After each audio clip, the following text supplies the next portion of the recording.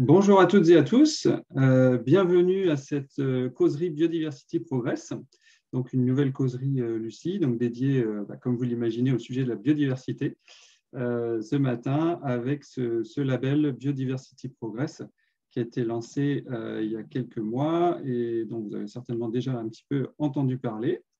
Donc, voici le déroulé de la matinée, donc on est ensemble pour 1h30 là. Donc, je vais d'abord vous faire un petit rappel sur l'agence Lucie pour voir un petit peu qui nous sommes, nous et puis Bureau Veritas. Ensuite, on va faire un petit focus rapide pour rappeler les enjeux biodiversité. Ensuite, on va rentrer dans le vif du sujet et je vais vous présenter le label Biodiversity Progress. Et il y aura également une intervention de Flora Grand de l'agence Parangone qui anime la session de formation sur ce label, mais on va vous expliquer tout ça. Et puis ensuite, on aura la chance d'avoir deux interventions. La première de Laura Rouvière de l'OFB, l'Office français de la biodiversité, sur le programme Entreprises engagées pour la nature. Et puis l'intervention de Julien Verny de Procheco, qui va nous parler de l'économie et en faisant un focus sur la partie biodiversité. Voilà, donc ça va être passionnant, vous allez voir. Donc, on va commencer tout de suite. Ce webinaire est enregistré, donc il y aura un replay qui sera disponible et on vous diffusera également le support de présentation que je vais dérouler maintenant. Il y a certaines slides où je vais passer rapidement, donc ne vous inquiétez pas, vous pourrez les reprendre lorsque vous recevrez le support de présentation. Alors, l'agence Lucie et Bureau Veritas, qui sont les deux acteurs pour piloter ce label. Tout d'abord, Bureau Veritas, qui est le créateur du label Biodiversity Progress. Donc, j'imagine que tout le monde connaît, donc Bureau Veritas Certification, l'un des leaders mondiaux de la certification dans les domaines de la qualité, de la santé, sécurité, protection de l'environnement et aussi le développement durable. Et Bureau Veritas est depuis pas mal d'années partenaire évaluateur de l'agence Lucie pour le label Lucie et également sur certaines déclinaisons sectorielles du label. Et puis également le label Envol, qui est un label environnemental que l'on gère également. Voilà, donc on a une grande coopération depuis pas mal d'années avec Bureau Veritas, qui a lancé ce label et qui nous en a confié la gestion. Et je vais vous expliquer ça un peu plus en détail après. Et l'agence Lucie, nous, on est une petite équipe d'un peu plus de 10 personnes, de passionnés de la RSE. Et donc, nous, notre approche, c'est de gérer la RSE via des démarches de labellisation, à commencer par le label Lucie, qui est ce pourquoi on est le plus connu et qui représente la plus grande partie de notre activité. Mais on gère aussi d'autres labels thématiques, dont le label Biodiversity Progress sur la biodiversité. Et en tout cas, l'équipe Lucie, on se démène tous les jours pour faire avancer au quotidien la RSE. On gère aussi donc, ce qu'on appelle la communauté Lucie, qui regroupe toutes les structures qui sont engagées dans l'ensemble de nos démarches. Et au total, sur l'ensemble des démarches que l'on gère, dont la démarche Biodiversity Progress, eh bien, ça représente plus de 900 organisations à ce jour. Et donc, on a une progression constante puisque la RSE, d'une manière générale, et tous les sujets qui lui sont liés sont en fort développement. On voit bien que ce sont des sujets qui sont en train de monter en puissance et la communauté Lucie ne cesse de grandir. Et ce qui fait la marque de la communauté, c'est l'engagement sincère dans des démarches de progrès continu en RSE. Alors, si on rentre dans le vif du sujet de la biodiversité, donc j'imagine que vous connaissez déjà un petit peu le sujet si vous participez ce matin. Donc, la biodiversité, c'est tout simplement le vivant, c'est la fraction vivante de la nature. Et la biodiversité, c'est ce qui permet la vie sur Terre et aussi à nos entreprises, à nos organisations de fonctionner. Mais comme vous le savez très certainement, vous l'avez tous constaté et beaucoup entendu parler, eh bien, ce vivant est mis à mal. On a un état de la biodiversité qui est en constante dégradation. Là, sur ce graphique, vous voyez donc un état de conservation de différents milieux en France. Et donc, on voit bien sur toutes les zones en rouge et orange que la situation n'est pas bonne du tout. Donc, on a un état de la biodiversité qui est en constante dégradation. Là, sur ces différents graphiques, que vous ne voyez peut-être pas très bien à l'écran, mais vous pourrez les reprendre de façon plus claire sur le support que vous recevrez. On voit d'un côté les tendances socio-économiques et puis de l'autre côté les tendances écologiques. Et donc, si on prend par exemple en bas à droite la perte de surface de forêt, donc notamment les forêts tropicales, pardon, je vais trop vite. Et puis de l'autre côté, la dégradation de l'état de la biosphère, on voit bien que les tendances sont très alarmantes.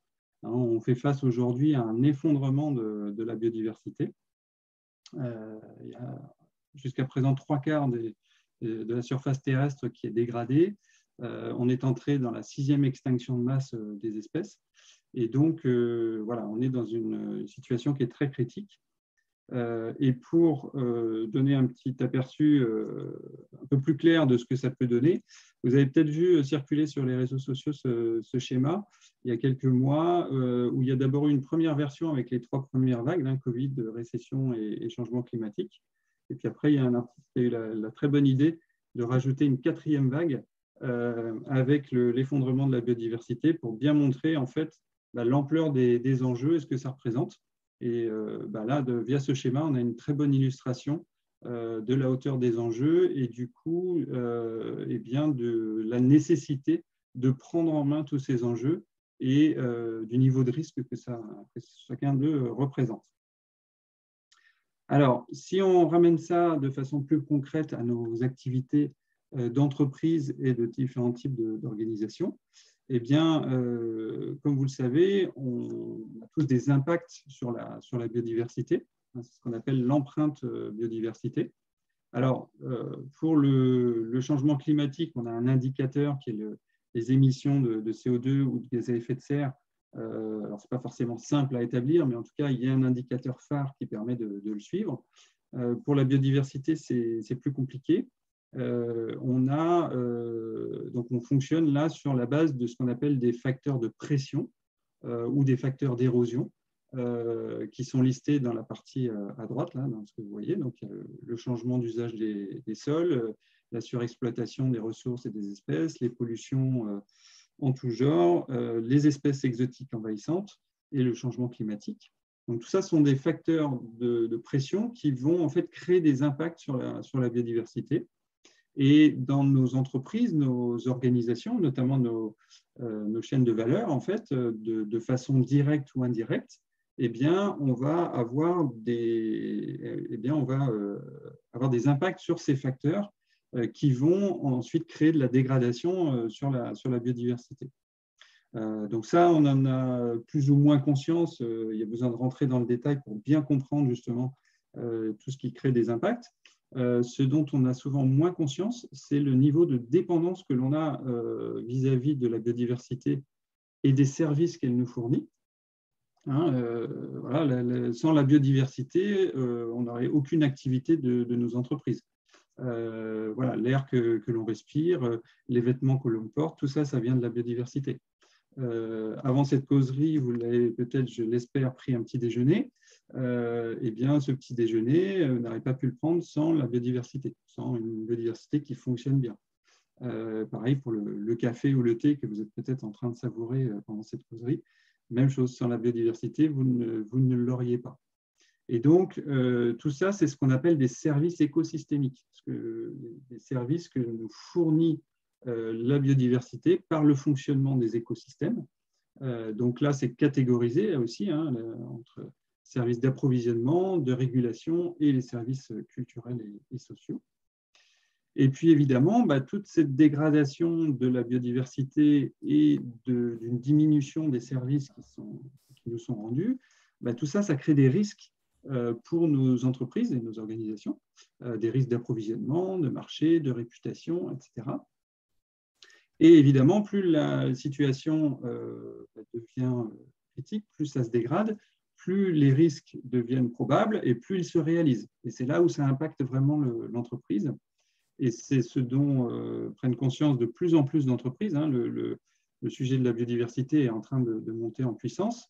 On est en retard, mais ça monte très fortement en puissance parce que les entreprises se rendent compte que derrière cette dégradation de la planète, eh bien, il y a des risques réels. Mais comme on va le voir, il y a aussi des opportunités derrière tout ça, puisque l'enjeu, ça va être de passer d'un système, le système généralisé hein, qu'on connaît tous, où nos activités, notre système économique est basé sur la dégradation des écosystèmes. Eh bien, tout l'enjeu, ça va être de changer les modèles pour passer sur un système basé sur la préservation des écosystèmes. Alors pour ça, la bonne nouvelle, c'est qu'il existe des solutions et qu'il y a plein de gens qui sont prêts à travailler là-dessus. Et donc, parmi ces solutions, eh bien, il y a l'approche par les labels. Et donc, nous, avec Bureau Veritas, on propose le label Biodiversity Progress, que je vais vous présenter maintenant.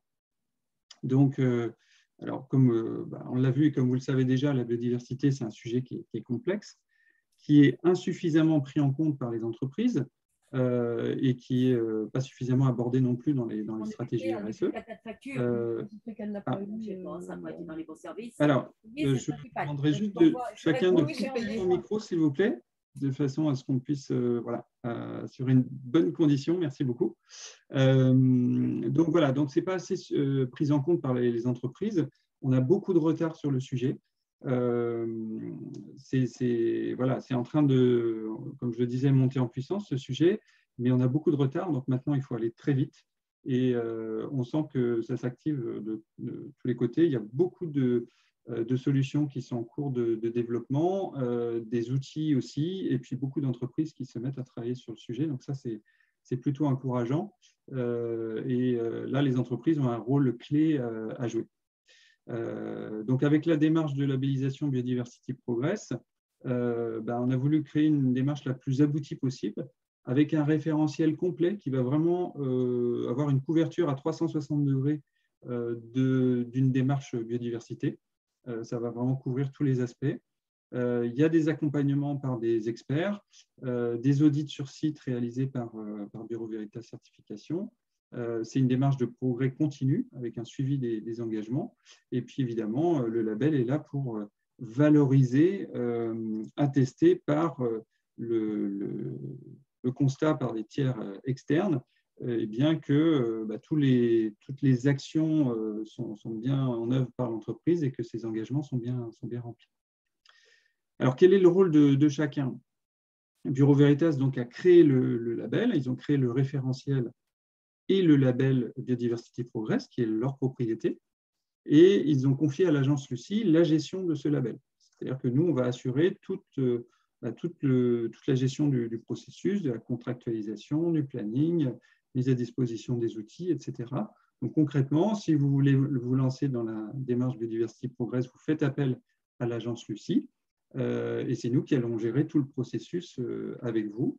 Mais ce n'est pas notre label, on gère ce label pour le compte de Bureau Veritas.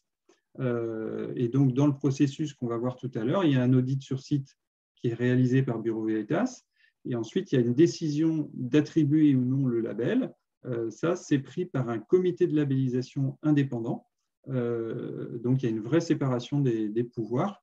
Ce n'est pas nous, l'agence Lucie, ni Bureau Veritas, qui décidons d'attribuer le label.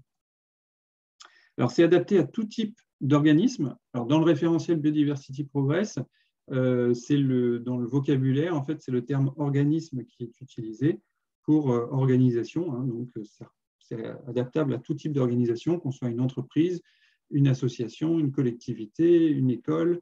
Voilà, il n'y a aucune limite sur le type de structure. Il s'agit bien évidemment de déterminer un périmètre d'application au départ, hein, de définir un périmètre.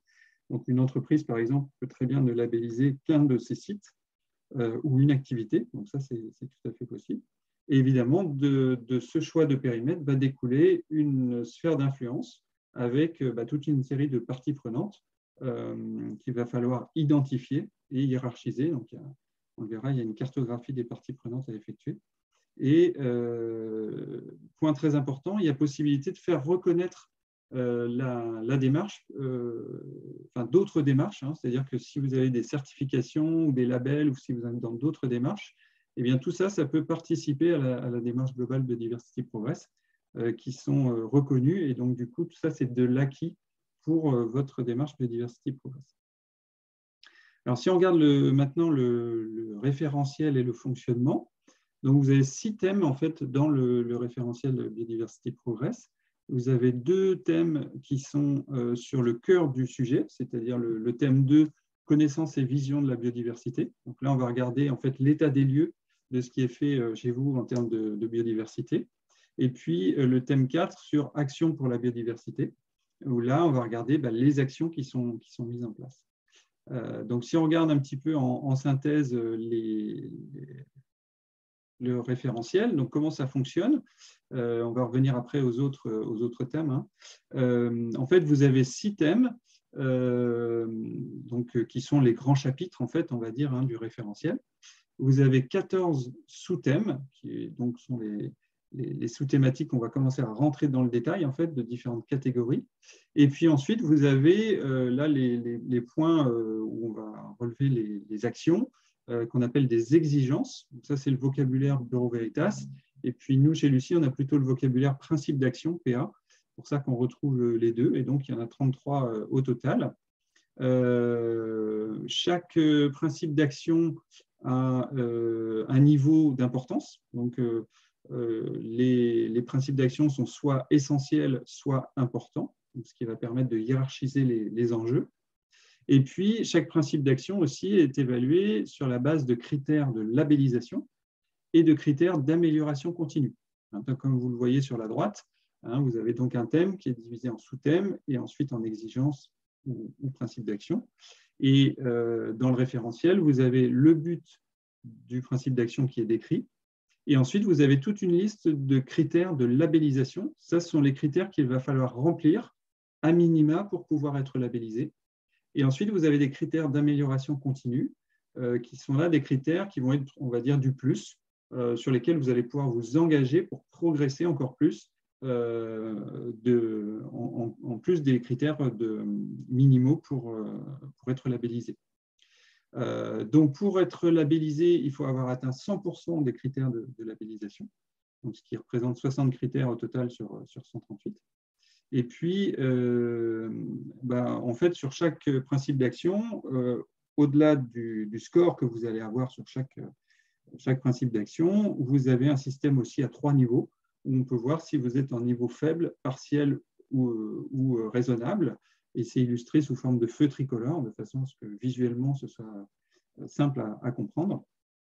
Voilà, donc vous êtes en niveau faible si vous avez les critères de labellisation qui ne sont pas atteints en totalité. En partiel, donc orange, si 100% des critères de labellisation sont atteints. Et en vert, donc raisonnable, si 100% des critères de labellisation sont atteints et au moins 50% des critères d'amélioration continue. Donc, si on rentre un petit peu dans le détail du référentiel, enfin là, vous avez une synthèse, hein, on ne rentre pas vraiment dans le détail, c'est une vue d'ensemble, on va dire, des grands chapitres. Donc, le thème 1, c'est là sur la partie gouvernance. Donc, on va regarder comment le sujet est porté, comment le sujet de la biodiversité va être ancré dans la stratégie de l'organisation, est-ce qu'il est porté par la gouvernance et à quel niveau. Dans le thème 2, on va regarder la connaissance de l'organisme sur la biodiversité. Donc là, eh bien, on va faire un état des lieux. On va mesurer en fait tout ce qui est niveau de dépendance et d'impact, hein, ce à quoi je faisais référence tout à l'heure. Et puis, ça demande aussi à faire un diagnostic écologique. Donc là, ça demande de faire appel à un bureau d'études pour pouvoir réaliser un diagnostic écologique du site.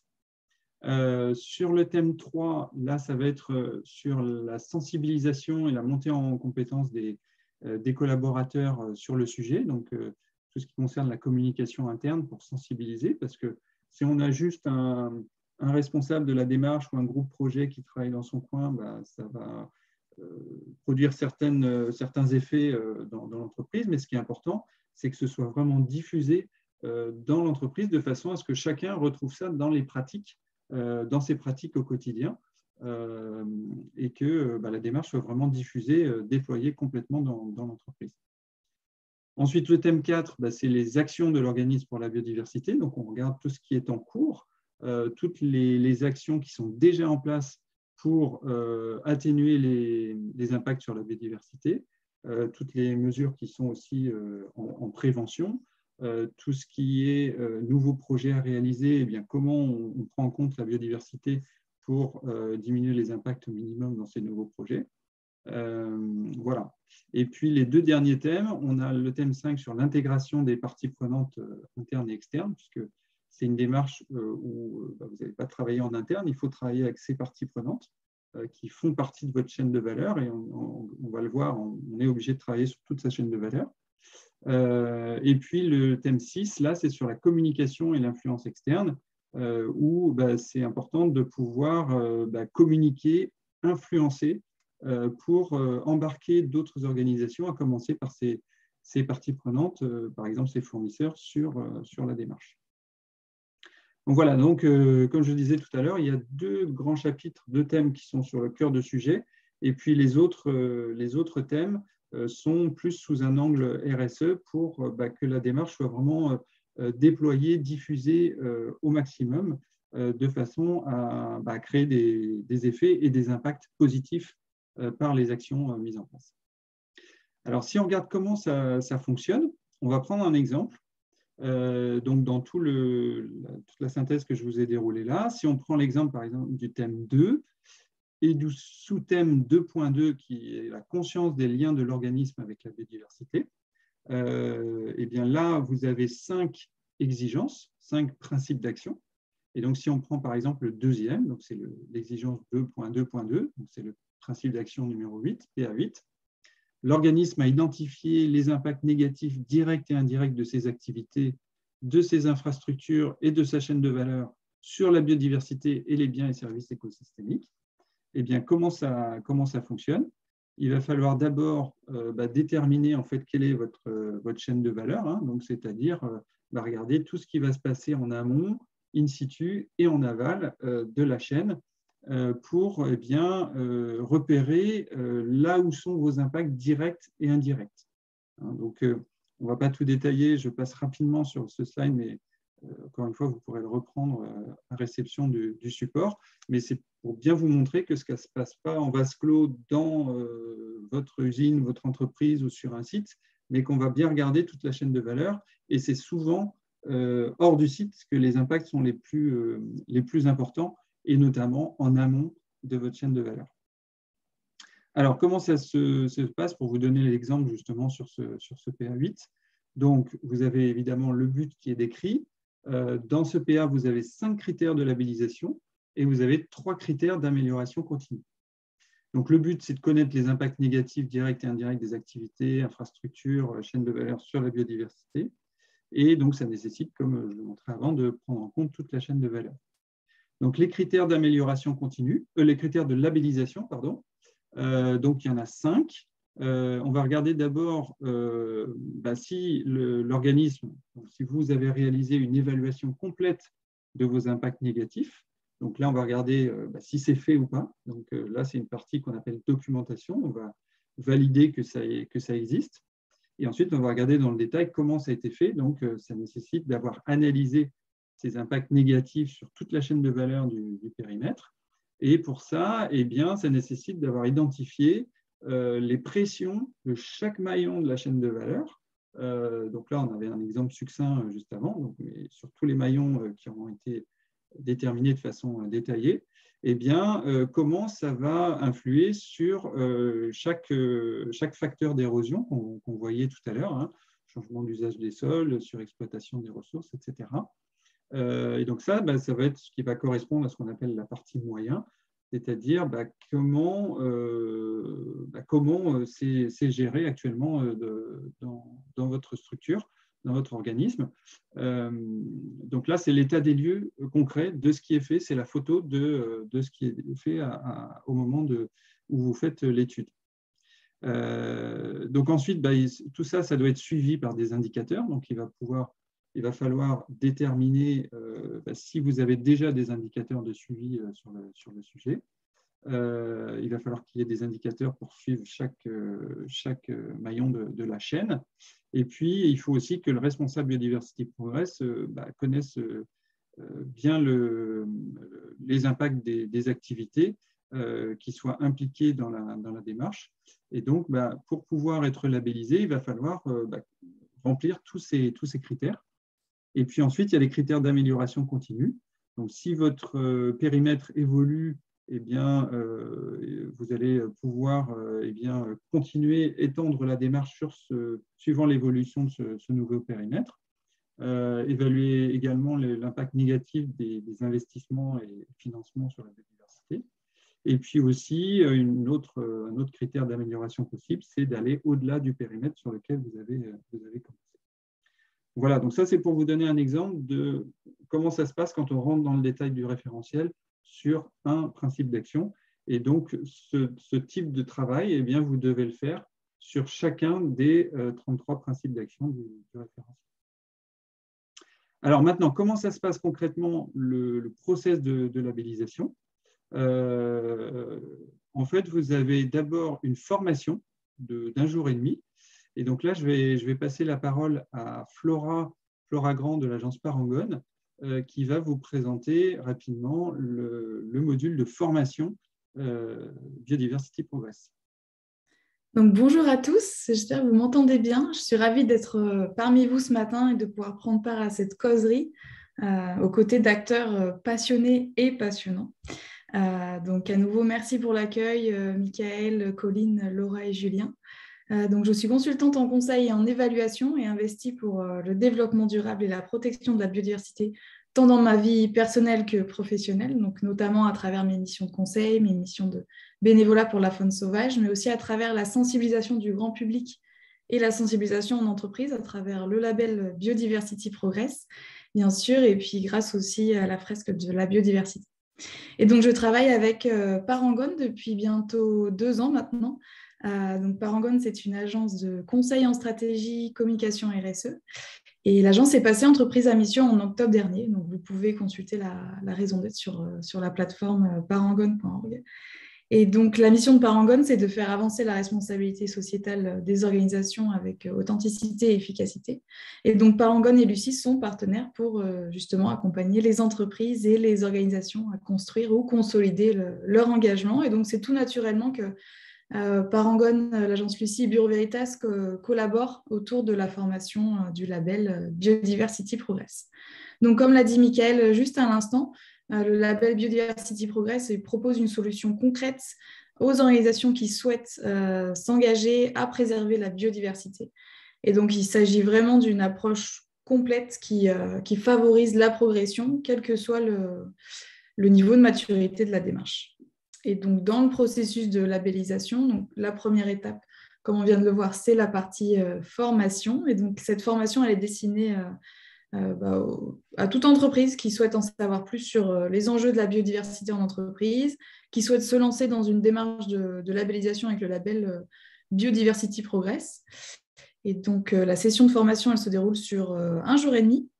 Le programme de formation il se compose, on va dire, en 2 grandes parties. Une partie sur la prise en compte de la biodiversité en entreprise et pourquoi s'engager dans une démarche de labellisation Biodiversity Progress. Et puis une partie sur comment s'approprier le label Biodiversity Progress pour passer à l'action. Et donc pour cette dernière partie, on revient sur la présentation générale du label, du référentiel qu'on voit en détail. On revient sur le processus de labellisation avec les étapes, donc la candidature, l'auto-évaluation, la rédaction des engagements, l'étape de l'audit, du comité de labellisation, etc. Et on alterne entre la théorie et les bonnes pratiques avec des exercices. Donc, si vous voulez approfondir vraiment le contenu du programme, du coup, vous voyez le lien qui s'affiche si vous voulez vraiment voir toute la page détaillée. Puis je serai ravie, bien sûr, de répondre à vos questions en fin de webinaire. Très bien, merci beaucoup Flora. Et puis, il y aura un prochain module de formation qui aura lieu au mois de mars. Il va être bientôt publié sur l'agenda de nos formations Lucie. Mais en tout cas, quand vous allez recevoir ce support, vous pouvez effectivement cliquer sur le lien en bas de page qui vous donnera le programme détaillé du module de formation. Merci beaucoup Flora. Merci. Et donc maintenant, on va voir le reste du process. Donc effectivement, la formation, donc, quand vous ressortez de la formation, eh bien, vous connaissez bien le référentiel Biodiversity Progress et vous savez comment l'utiliser et comment mener la démarche. Et ensuite, il va falloir réaliser ce qu'on appelle votre diagnostic contextuel, ce qu'on appelle diagnostic et mise en œuvre stratégique. Donc là, en fait, il s'agit d'évaluer votre contexte, donc de décrire tout votre contexte, donc d'expliquer comment ça se passe au niveau de la gouvernance, comment le sujet est porté, bien décrire toute votre chaîne de valeur, cartographier votre chaîne de valeur, cartographier vos processus, cartographier vos parties prenantes et vos enjeux. Voilà, déterminer aussi les contraintes réglementaires, etc. Donc, il y a tout ce travail d'élaboration du contexte. Et puis ensuite, il va falloir bien dérouler le référentiel et vérifier si vous êtes bien en conformité avec tous les points, tous les critères de labellisation du référentiel. Donc, comme on l'a vu, je vous ai expliqué comment c'était structuré. Il faut regarder si vous remplissez bien chacun des critères de labellisation. Si ce n'est pas le cas, il faut mettre en place des actions correctives pour pouvoir se mettre à niveau sur les critères de labellisation. Et puis, bien évidemment, vous pouvez déjà commencer à travailler sur les critères d'amélioration continue de façon à prendre des engagements de progrès par la suite. Alors, ça, c'est le plus gros morceau de la démarche. C'est vraiment le travail de fond. Donc, de deux choses l'une, soit vous avez déjà, de par votre activité, une expertise en interne qui vous permet de faire ce travail, ou alors bien, vous allez devoir faire appel à un expert pour vous accompagner. Et donc, dans nous, l'agence Lucie, on a référencé une série de consultants experts partenaires qui vont pouvoir vous accompagner justement dans cette phase de diagnostic contextuel et d'auto-évaluation en fait. Voilà, donc là, vous avez toute l'aide nécessaire par nos consultants référenciés pour vous aider dans ce travail. Une fois que vous êtes prêt et que vous estimez que vous remplissez bien tous les critères de labellisation, eh bien, il y a un audit sur site. Donc, il y a un auditeur ou une auditrice de Bureau Veritas qui vient sur site et qui va interviewer tout un panel de collaborateurs et de parties prenantes externes. L'idée étant de mener toute une série d'entretiens et ensuite, en recoupant ces différents entretiens, eh bien, de pouvoir dresser un diagnostic le plus réaliste possible de l'état des lieux et d'établir si vous remplissez bien tous les critères de labellisation. Donc, il va reprendre l'auto-évaluation que vous avez faite auparavant et il va regarder s'il est bien d'accord au vu de tout ce qu'il a pu constater par les différents entretiens, tous les documents qu'il a pu demander, s'il est d'accord, si vous remplissez bien ou non chaque critère de labellisation. Et il va regarder aussi, bien évidemment, comment vous êtes sur les critères d'amélioration continue. Donc, ensuite, il va délivrer un rapport. Et suite à ça, vous allez pouvoir rédiger un plan qu'on appelle d'action de progrès en prenant des engagements pour progresser sur les critères d'amélioration continue. Donc vous, dans le travail, vous avez deux grandes phases qui sont l'auto-évaluation et ensuite le plan d'action de progrès à la suite de l'audit initial. Tout ça, ça prend, on va dire, entre 8 et 12 mois pour bien se préparer entre le moment où vous vous lancez dans la démarche et le moment où vous avez terminé, vous avez remis vos engagements. Ça peut être un petit peu plus long, mais c'est plutôt sur ce délai que vous pouvez partir pour pouvoir bien faire le travail dans de bonnes conditions. Et tout ça, ça se gère sur une plateforme en ligne qui s'appelle Lucie Online avec un support dédié au label Biodiversity Progress. Et une fois que vous avez déposé vos engagements, eh bien, vous allez passer devant le comité de labellisation dont je parlais tout à l'heure, qui est indépendant, qui est composé d'experts en biodiversité et qui agissent à titre individuel et non pas au nom de l'organisation pour laquelle ils travaillent, et de façon bénévole, de façon à vraiment rester impartiaux dans leurs décisions. Et donc, le comité va regarder le rapport d'audit de Bureau Veritas, et le plan d'engagement de l'entreprise pour voir si ça vous permet de progresser de façon adaptée. Et c'est sur cette base qu'il va vous accorder le label ou non, mais c'est le comité qui va pouvoir évaluer au vu de tous les éléments si vous accorde le label. Et si vous êtes labellisé, c'est pour une durée de 3 ans, où là, vous allez commencer la réalisation du plan d'action que vous avez écrit pour pouvoir réduire vos impacts sur la biodiversité. Donc, c'est un plan de progrès, plan d'amélioration continue. Et étant donné que vous avez pris des engagements, eh bien, ces engagements, il va falloir les vérifier. Et donc, à mi-parcours du cycle, au bout de 18 mois, l'auditeur de Bureau Veritas revient sur site pour vérifier si vos engagements sont bien tenus ou sont bien en cours de mise en œuvre suivant les échéances que vous aviez indiquées. Donc, c'est très engageant, puisque vous êtes engagé, il faut respecter vos engagements.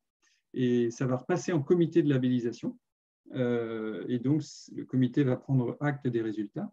Et si vous ne respectez pas vos engagements, il y a un risque de retrait du label. Et si vous tenez bien vos engagements, eh bien, le label vous est confirmé jusqu'à la fin des 3 ans. Et puis ensuite, si vous continuez, il y a un renouvellement de la démarche où vous redémarrez un nouveau cycle avec les mêmes étapes, où là, il n'y a plus la formation, mais vous devez faire une mise à jour de votre auto-évaluation et ensuite vous retrouvez de nouveau les mêmes étapes. Donc voilà comment se passe le processus de labellisation. Donc c'est très complet, comme vous l'avez vu. Et puis pour terminer sur la partie du label et de tout ce qu'on fournit, il y a également les avantages de la communauté Lucie. Ça, je vous en parle rapidement parce que ça vient vraiment en complément. En menant la démarche Biodiversity Progress, vous faites partie de la communauté Lucie. Donc, ce n'est pas juste l'addition de ces différentes structures, c'est avant tout un réseau où on fait en sorte que les gens se rencontrent, échangent les idées, les bonnes pratiques, les retours d'expérience. Donc, on a pas mal de différents types d'événements en fait, pour faire en sorte que les gens se rencontrent en présentiel, en distanciel. Donc, tout ça, c'est des rencontres sur les sujets RSE. Donc, la biodiversité, ça fera partie des sujets, mais ce ne sont pas les seuls. Vous avez accès à plein de tout ce qu'on fournit en fait, sur tous les sujets RSE. Il y a des avantages qui sont fournis aussi entre les membres, donc ça permet de travailler aussi avec d'autres acteurs engagés au sein de la communauté Lucie. On apporte un appui en termes de communication avec un package communication qui vous permet de trouver plein d'exemples de bonnes pratiques sur comment valoriser son label, comment communiquer. On est très présent aussi sur les réseaux sociaux pour communiquer sur nos membres et puis relayer aussi leur propre communication.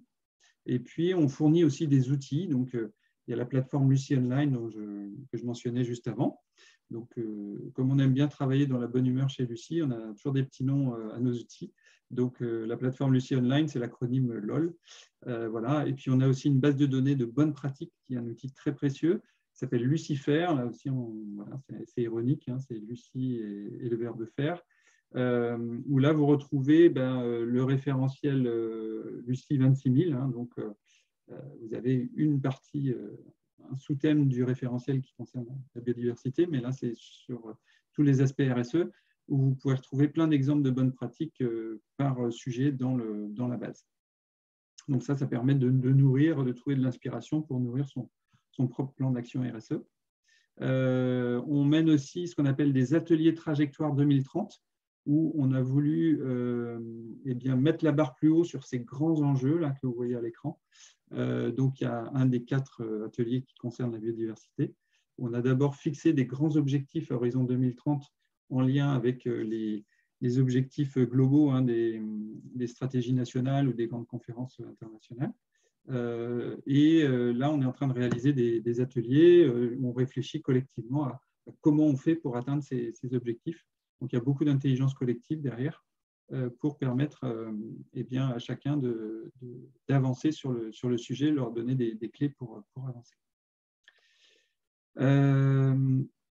Voilà, je crois que je suis arrivé au bout. Ah non, il y a un aspect très important, pardon. Je vous parlais tout à l'heure d'experts pour vous aider à avancer dans la démarche. Donc, on a un réseau d'experts référencés. Vous avez en bas de page ici le lien qui vous permettra d'aller sur la page et de retrouver nos experts qui sont référencés pour pouvoir vous accompagner dans la démarche Biodiversity Progress. Voilà, donc ça vous permet après sur tout le territoire français de trouver des gens proches de chez vous pour pouvoir vous accompagner en fonction de vos besoins. et aussi pour réaliser le diagnostic écologique qui est nécessaire dans la partie auto-évaluation. Alors ensuite, comment se lancer? Donc les différentes étapes pour vous expliquer concrètement. Si vous êtes intéressé, eh bien, vous pouvez contacter l'agence Lucie ou Bureau Veritas aussi qui pourra répondre à vos questions, bien évidemment. Il y a une fiche de candidature à remplir pour pouvoir avoir un devis. Ensuite, ça nous permet de vous remettre le budget global qui s'étale sur 3 ans et qui inclut le budget total, incluant la formation sur la totalité du projet. Et ensuite, si vous validez, on se met d'accord sur un planning et la sélection du consultant expert qui va pouvoir vous accompagner. Ensuite, vous établissez un contrat et là, vous rentrez en signant le contrat dans la communauté Lucie. Donc, vous avez accès à tous les outils, services et événements de la communauté et vous débutez votre démarche. Et là, c'est votre planning qui démarre. Et donc, vous avez une échéance de passage en comité de labellisation. Voilà. Et donc, la formation, pour rappel ou pour précision, vous pouvez la suivre sans que ça vous engage dans le label, ou bien vous pouvez la suivre aussi dans le but directement de vous labelliser, bien évidemment.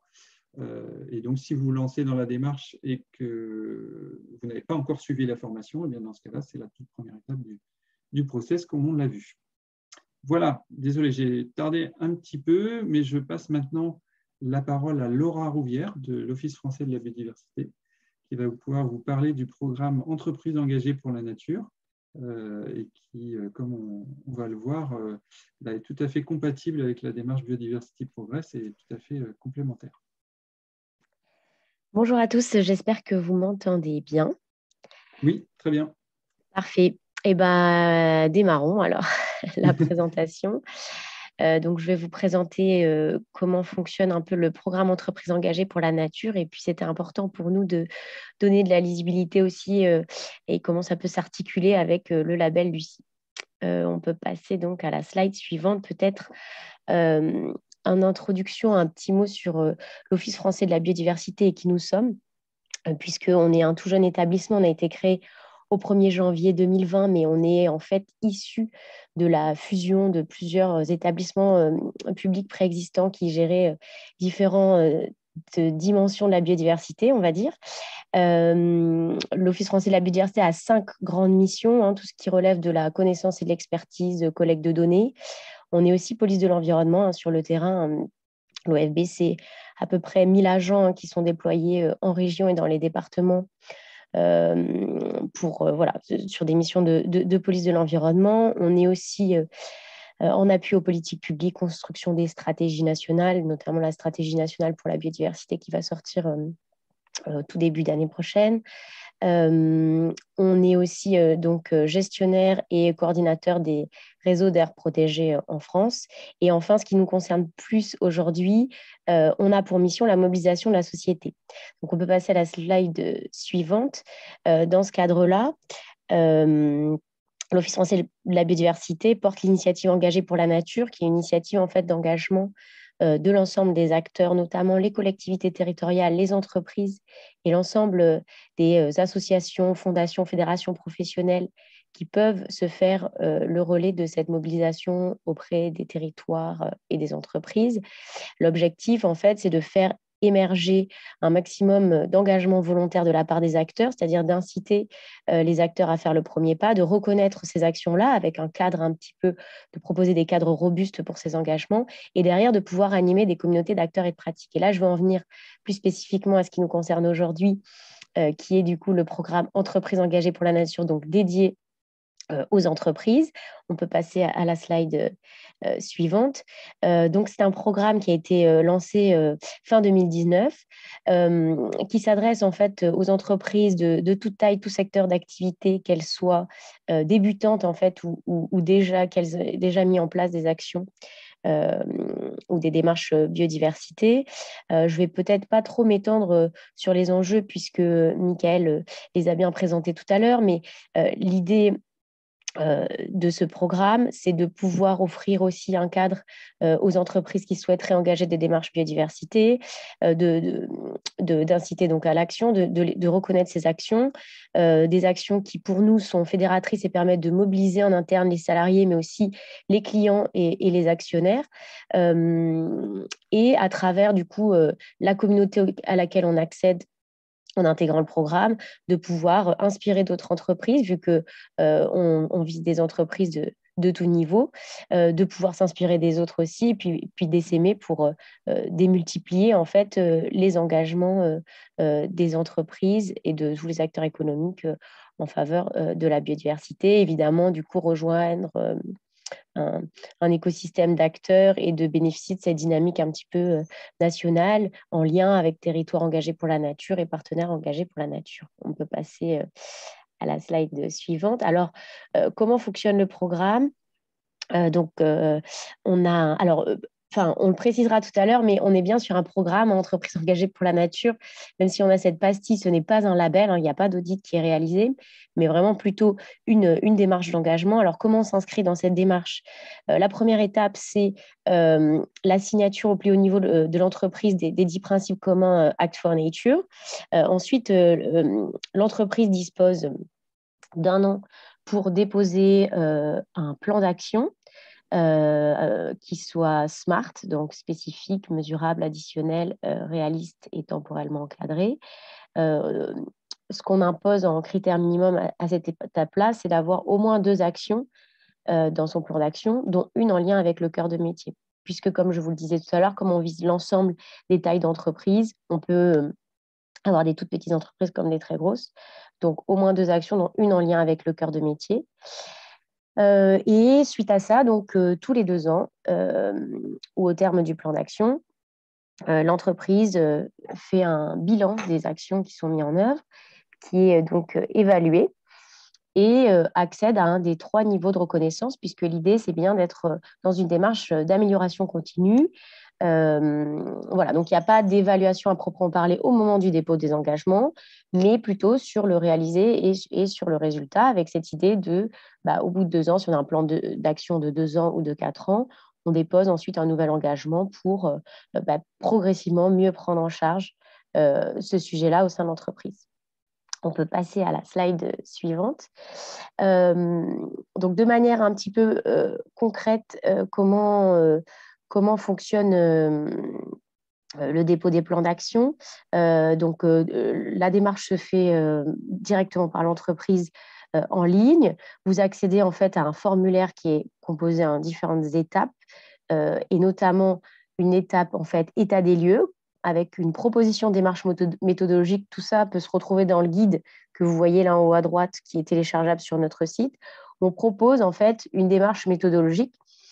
Après, tous les champs ne sont pas obligatoires puisqu'on n'est pas dans une logique de référentiel, mais plutôt de proposition en fait, méthodologique de ce qui nous paraît le plus pertinent pour mettre en place une démarche biodiversité. Donc, cette première étape d'état des lieux. Ensuite, vous avez l'étape du coup de description des actions du plan d'action volontaire avec en première partie ce qu'on appelle le cadre général du plan d'action volontaire où on va vous demander de définir un périmètre, un pilotage, une stratégie d'amélioration continue, une implication des parties prenantes.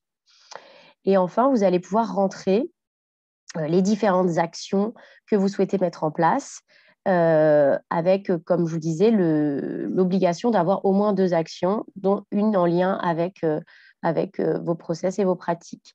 C'est vrai qu'en regardant par rapport à ce qui vient d'être présenté tout à l'heure, on voit quand même qu'il y a un certain nombre de convergences et du coup la possibilité du coup de s'inscrire en fait dans les 2 démarches dans la mesure où finalement l'approche méthodologique est quand même assez similaire à la différence que le label permet une certification là où nous on apporte une reconnaissance et plutôt du coup, l'inscription dans un programme qui va vous permettre derrière de peut-être monter en compétences, etc. Donc, les 2 démarches sont totalement complémentaires de ce point de vue-là. On peut passer peut-être à la slide suivante. Si vous avez des questions, après, j'y répondrai. Tout est disponible de toute façon aussi en ligne sur le site en ce qui concerne ces éléments de formulaire et de cadre de référence proposés par la démarche. J'en parlais rapidement, peut-être là, on parlait un petit peu plus. Qu'est-ce que le programme apporte aux entreprises? Alors, il y a tout un volet plutôt d'accès à des outils, donc notamment le guide pour l'action qui, je pense, peut être une bonne entrée en la matière pour une entreprise qui souhaite engager une démarche biodiversité, qui va vraiment présenter les enjeux, les différentes étapes qu'on retrouve ensuite dans le formulaire, mais qui peuvent s'appliquer à toute démarche biodiversité. Finalement, ça vous renvoie aussi vers des outils disponibles, des exemples d'actions, des idées comment aussi proposer des actions avec des objectifs qui soient robustes. Toujours nous avec notre grille SMART, qui est une grille d'action et d'objectifs logiques qui est assez largement employée. On développe aussi des recueils de bonnes pratiques et différents types de ressources qui sont du coup mises à disposition. Le deuxième apport, c'est les enjeux de visibilité, de la communauté des entreprises engagées, de manière générale de la communauté des engagés pour la nature à travers différents événements qui sont portés par le ministère de l'écologie ou l'Office français de la biodiversité. Donc, on pense au Forum Biodiversité Économie qui se tient tous les 2 ans. La prochaine édition aura lieu en 2022 d'ailleurs, ou lors du Congrès mondial de la nature de l'UICN, par exemple, qui s'est tenu en septembre dernier. Enfin, le troisième volet qui pour moi est aussi, je pense, le plus intéressant, c'est la partie donc accès au club des engagés, où là, l'idée, c'est vraiment, dès que vous adhérez, en fait, et vous signez les 10 principes communs au plus haut niveau, vous accédez au club des engagés. Et là, dans le club des engagés, on vous propose plusieurs formats de webinaires qui sont vraiment réservés à notre communauté, où vous avez accès à ce qu'on appelle les web pairs, c'est-à-dire des échanges entre pairs d'entreprises qui ont mis en place des actions sur différentes thématiques. Vous accédez à des retours et des échanges d'expériences entre entreprises, mais aussi des échanges avec la communauté d'acteurs, c'est-à-dire avec les territoires engagés et les partenaires qui sont déjà engagés. On peut passer à la slide suivante. Voilà, donc aujourd'hui, on a, alors peut-être il y a une animation, je crois, donc pour que j'ai le chiffre exact, je crois 142 entreprises, oui, voilà, 142 entreprises adhérentes et 64 entreprises engagées. Donc, vous voyez un peu la diversité à la fois des secteurs et des tailles d'entreprises qui ont rejoint cette communauté. Voilà, peut-être on peut passer aussi à la slide suivante. Alors,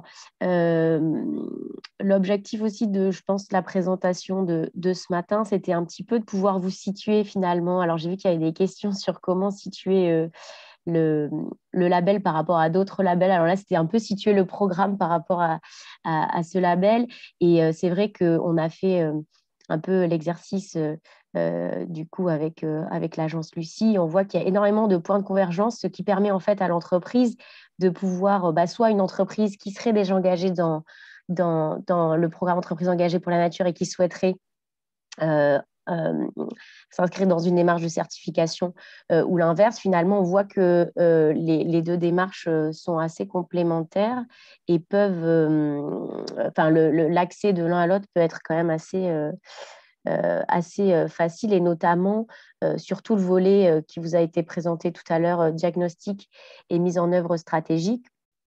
L'adhésion, l'engagement, la reconnaissance, en fait, peut s'inscrire vraiment dans cette phase-là.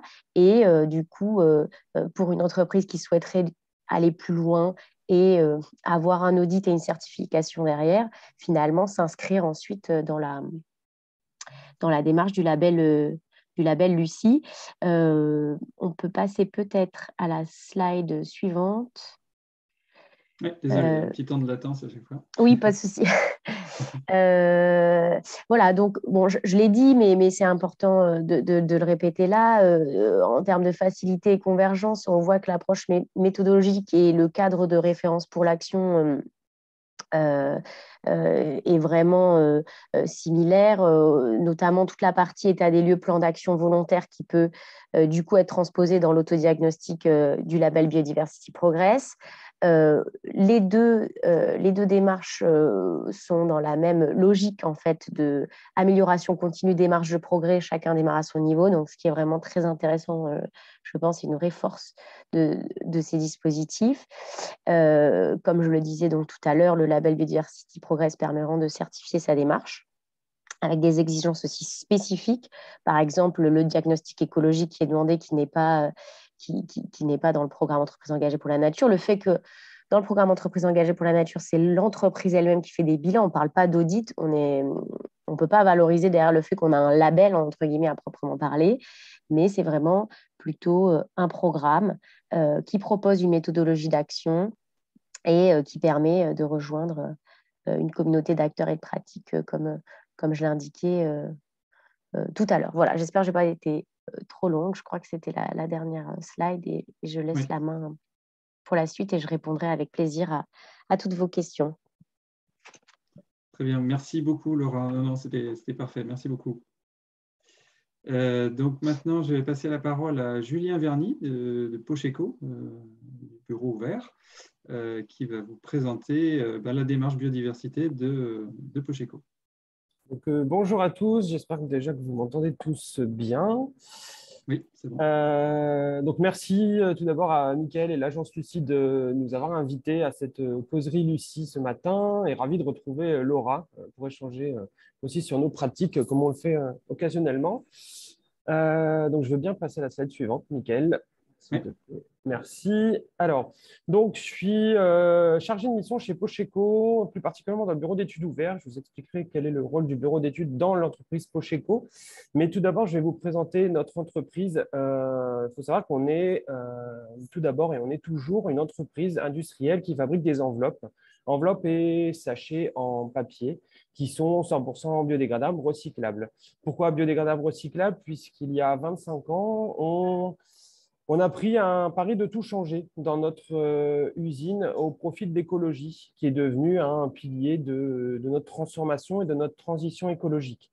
Tout ça, ça a commencé en 1997, lorsqu'Emmanuel Druon, président actuel de Pocheco, est arrivé à la tête de l'entreprise. Il y avait des gros soucis socio-environnementaux. On avait un impact fort vis-à-vis de la pollution locale, potentiellement sur l'eau. On n'avait pas forcément tri des déchets. On avait des problèmes d'entente dans les équipes. Enfin, il y avait vraiment plein de choses à revoir.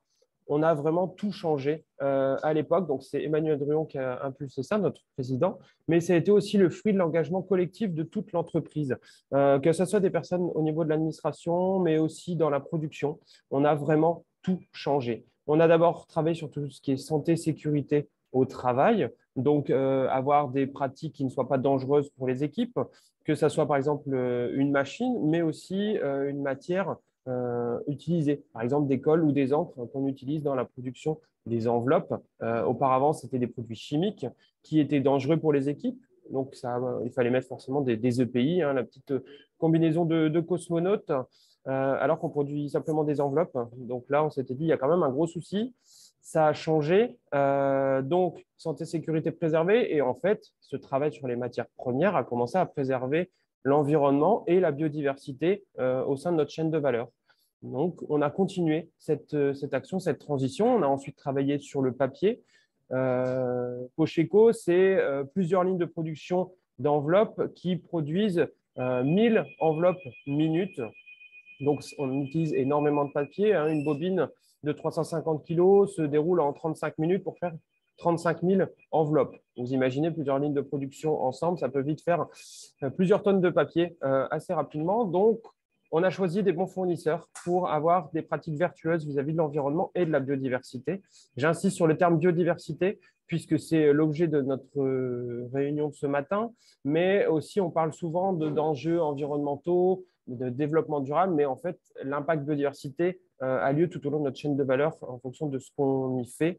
Là, sur le papier, on est allé chercher des papiers qui avaient des bonnes pratiques. On en a trouvé un en Finlande qui, pour un arbre coupé, donc un arbre qui sert à faire de la charpente ou des meubles, il va utiliser les déchets de découpe pour faire de la pâte à papier. Les branches vont ensuite être utilisées dans l'usine pour la chauffer et transformer la pâte à papier. Donc, on a déjà une première utilisation optimisée de l'arbre. Un arbre coupé, c'est 4 à 10 arbres replantés Donc, essence locale, diversifiée, pas de coupe rase. Donc, on s'est dit, bah, ce papier, il peut nous correspondre. Et on est allé voir sur place concrètement si c'était vraiment le cas. Et pas juste se dire, bah, on a un beau petit label sur une feuille qui nous est arrivé chez Pocheco. Non, on est allé voir. Donc, on a choisi ce papier. En plus, l'usine est au cœur de la forêt. Donc, bilan carbone réduit vis-à-vis du transport. Les bobines de papier circulent en train, puis en bateau. Et enfin, une toute petite partie du trajet en camion pour venir jusque chez Pocheco. On a travaillé aussi avec un papier français, Forêt des Landes, depuis quelques années, pour adapter les mêmes pratiques. Et Forêt des Landes, comme vous devez tous le savoir, on est sur la plantation monospécifique de pin. Et ben là, le papier tend à faire la même pratique que le papier finlandais. Donc, en fait, par un choix de ce papier, on arrive à avoir du coup un impact biodiversité lié à notre activité qui est réduit. Donc, tout ça, on l'applique sur l'ensemble de notre usine qui s'est transformée au fur et à mesure. Donc là, je vous ai beaucoup parlé de matières premières. On a travaillé aussi sur l'eau. Comment on peut travailler et intégrer des notions d'eau réutilisée, réemployée. Donc, on a récupéré les eaux de pluie sur notre site qu'on utilise dans la production pour le lavage des machines, mais aussi pour la dilution des encres. Et comme on n'a plus de produits chimiques, on arrive à épurer ces eaux sur le site en les épurant grâce au végétal via une bambousette phytoremédiation. Voilà, je vous donne quelques actions, quelques exemples. Cette récupération de l'eau de pluie nous a aussi donné une prise de conscience sur le fait qu'on pouvait limiter notre impact au niveau de l'imperméabilisation sur notre site. On est passé de 4% d'espace végétalisé en 97 à 85% aujourd'hui. Donc, on a fait sauter le béton partout où on pouvait. Il y a 10 ans aujourd'hui, on avait un de nos bâtiments qui allait brûler. On l'a reconstruit, on l'a fait plus haut, moins large. On a rendu 800 mètres carrés à la nature. Voilà, plein d'actions qui ont été faites sur notre chaîne de production, sur nos bâtiments. On a travaillé aussi sur l'énergie. On s'est dit, ben, la toiture, plutôt que de refaire une belle toiture en tuiles, comme vous pouvez le voir sur le schéma où il y a encore une petite partie de l'usine qui n'est pas rénovée, ça nous aurait coûté 800 000 euros de faire ça. On s'est dit, bah, comment on peut faire autrement, puisque 800 000 euros de la tuile classique, bah, au bout de 50 ans, il faut refaire des gros travaux, donc on aurait dû redépenser de l'argent. On a réfléchi, on s'est dit, qu'est-ce qu'on peut faire avec cette toiture? Si on veut désimperméabiliser notre site, on va mettre de la toiture végétalisée qui va capter les eaux de pluie, les préfiltrer, permettre de les envoyer en cuve de récupération, et aussi en les retenant et en tamponnant ces eaux, en limitant ce risque d'inondation et qui peut avoir un impact sur notre usine, puisqu'avant, on avait un petit peu d'eau qui pouvait rentrer dans la production. Eau plus papier pour une usine qui fabrique des enveloppes, ça ne fait pas bon ménage. Donc, on a d'un sujet, on a résolu différents problèmes. Et cette toiture nous a coûté 2 millions d'euros. Donc, végétalisée, panneaux solaires, on a différents systèmes de rafraîchissement naturel dessus. Le végétaux permet d'isoler en partie le bâtiment, donc réduction de nos consommations énergétiques vis-à-vis du chauffage ou de la climatisation, etc. etc. 2 millions d'euros rentabilisés en 10 ans. Donc, en fait, l'écologie a été mise au service de l'économie. Et c'est en fait une démarche qu'on a appelée l'écolonomie chez Pocheco. Et Mickaël l'avait rappelé dans la slide précédente sur l'introduction. Donc, c'est un néologisme qui contracte écologie et économie et qu'on a développé vraiment partout où on le pouvait sur notre site, dans notre chaîne de production et avec nos clients, nos fournisseurs. Vous voyez que le site est très végétalisé. On a travaillé aussi beaucoup sur nos espaces verts. On avait beaucoup de béton avant. Comme je l'ai dit, on a tout fait sauter. On a 85% d'espaces végétalisés. Il y a 6 ans, on a un collègue qui est arrivé dans l'équipe et il a remplacé une entreprise en sous-traitance qui coûtait 30 000 euros par an pour faire de la tonte, du désherbage et de la taille très classique. Peu d'enjeux biodiversité. On commençait à planter des champêtres avec les collègues parce qu'on avait envie de faire des chantiers participatifs, mobiliser les équipes sur cette question de la transition écologique. Et notre collègue Antoine est allé plus loin. Il s'est dit comment je vais transformer le site. Il a commencé tout d'abord à ne plus tondre. Donc, il a arrêté cette pratique. Il a continué à planter des haies, vergers. Avec les collègues, en fait, on s'est consulté entre nous pour se dire comment voyez notre site. On a commencé à mettre des framboisiers, puis un verger à l'emplacement du bâtiment qui avait brûlé. On a creusé une mare et on a mis des premiers espaces partagés, des potagers. Et en fait, on s'est rendu compte qu'on pouvait avoir une activité commerciale. Donc, on a développé une activité de maraîchage en agroforesterie, permaculture sur notre site. Donc, vous voyez, ce que vous voyez à l'écran est quasiment à l'identique vis-à-vis de l'existant aujourd'hui, à part les serres qui n'existent pas et la partie permaculture en bas à gauche qui a été transférée sur la parcelle qui se situe en haut à gauche. Le site est quasiment comme ça aujourd'hui. Cette activité de maraîchage, aujourd'hui, elle a permis la création de 3 emplois. Nous avons 2 personnes à temps plein plus une personne en alternance qui, en fait, entretiennent notre site et développent une activité de culture de fruits et légumes en maraîchage, agriculture biologique, agroforesterie. Légumes qui sont vendus à nos collègues, qui sont aussi distribués sur la métropole illoise à différents restaurateurs ou différentes personnes qui viennent nous les acheter. Tout ça, ça nous permet du coup de développer notre activité qui était historiquement une production d'enveloppes. Donc, on est allé beaucoup plus loin. J'ai rapidement parlé de la zone permaculture qui n'existe plus en bas à gauche. En fait, on a un sol qui est pollué. Les analyses de sol nous l'ont démontré. On voulait s'assurer de la qualité sanitaire. Donc, aujourd'hui, on dépollue notre sol par les plantes techniques de l'agromine pour vraiment se dire, demain, on va réinvestir l'espace. Donc, à chaque fois qu'on a une problématique, on se dit comment l'écologie peut nous aider là-dedans, quel service peut nous rendre la biodiversité.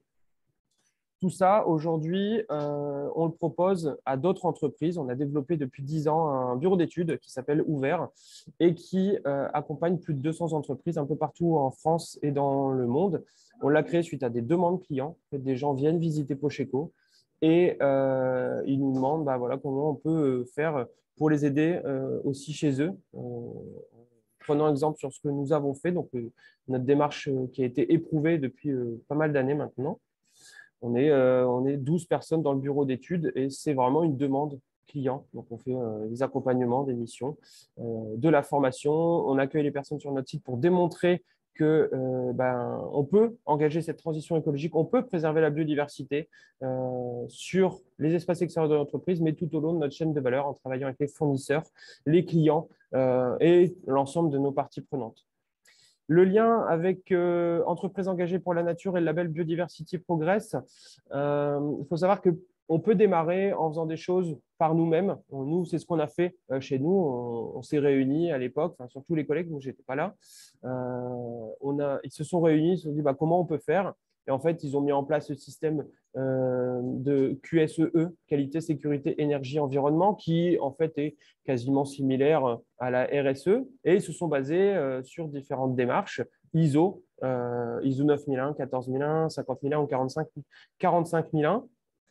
Mais aujourd'hui, on peut aussi se servir, par exemple, du programme Entreprises engagées pour la nature, auquel nous adhérons et nous avons fait notre plan d'action, comme l'a expliqué tout à l'heure Laura, et on s'est rendu compte, en re-questionnant tout notre système de production, tout notre acheminement de matières premières, production sur site, les énergies, les matières premières, et ensuite le transport, par exemple, avec les clients, on s'est rendu compte qu'on pouvait toujours faire des choses, qu'on pouvait encore réduire notre part de plastique. On essaye d'être zéro déchet, zéro plastique, mais c'est assez compliqué. Il faut travailler avec les parties prenantes, notamment les clients, mais aussi les fournisseurs. Une palette, quand elle arrive chez nous, parfois, elle est encore filmée avec du plastique. On explique aux entreprises avec qui on travaille qu'on ne fait plus de plastique, donc comment on peut faire autrement. On leur montre d'autres systèmes de conditionnement qu'on a développés en interne, une boîte en bois qui permet de conditionner les enveloppes et qui permet donc de ne plus utiliser de plastique puisqu'elles sont protégées à l'intérieur.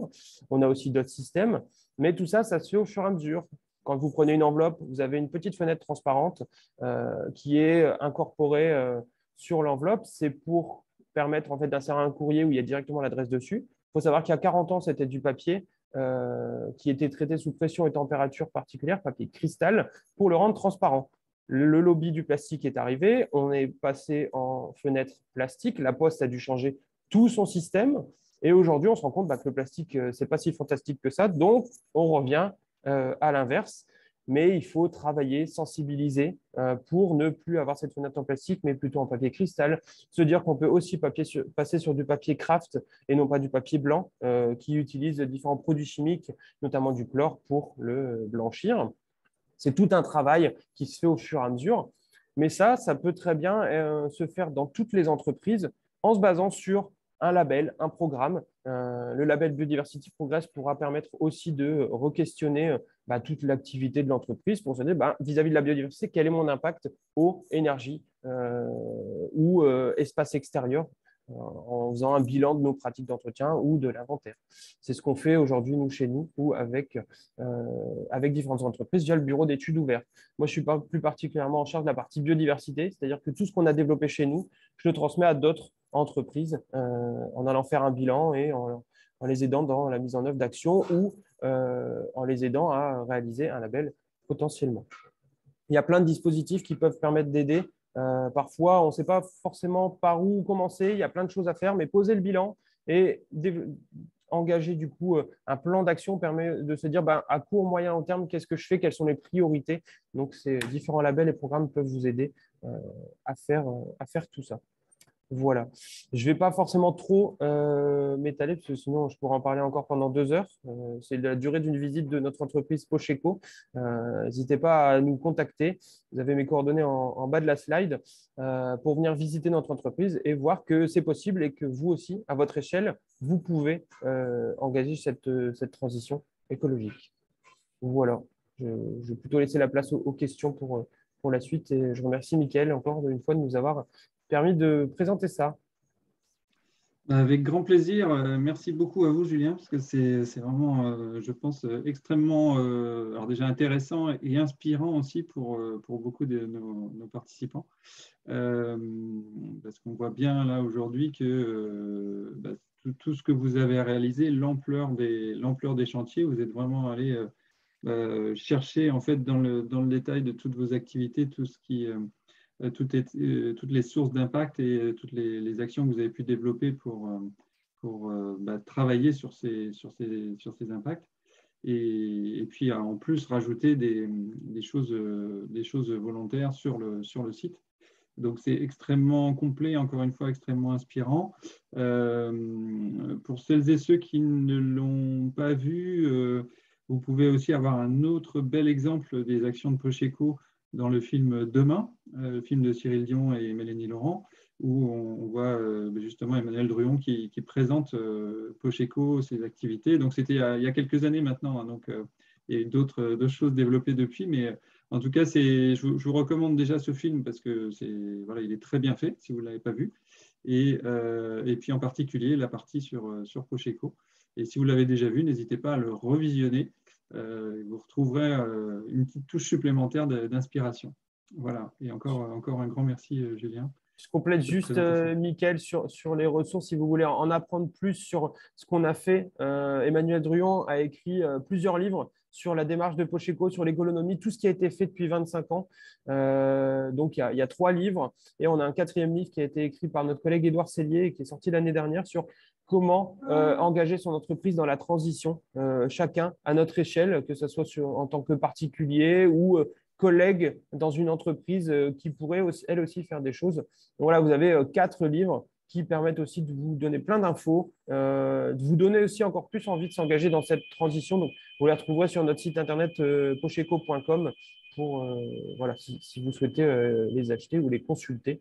Et comme l'a dit Mickaël, le film Demain est très très bien. Il montre des actions positives d'entreprise. Alors certes, Pocheco est dedans, mais aussi on voit un peu partout sur la planète comment on peut vraiment engager cette transition parce que parfois on est souvent sur des actions négatives, voilà, le climat et comme ça, la biodiversité. Et il faut vraiment se dire, on a tous notre carte à jouer dans ces choses-là. Pour donner un exemple, hier, on a fait avec l'équipe la fresque du climat. Je vous avoue qu'on était tous plombés en fin de réunion. Alors qu'on a fait plein de choses chez nous, mais après les discussions ont démontré qu'on pouvait encore faire plus de choses. Et ça, cette fresque du climat, il y avait des gens du bureau d'études, de la direction, des personnes de l'entreprise. Il faut travailler en fait avec tout le monde, le collectif, l'entreprise. Chaque employé a des idées, des envies, et il faut aller chercher les personnes. Et c'est comme ça qu'on va changer les choses. C'est ce qu'on a fait chez nous.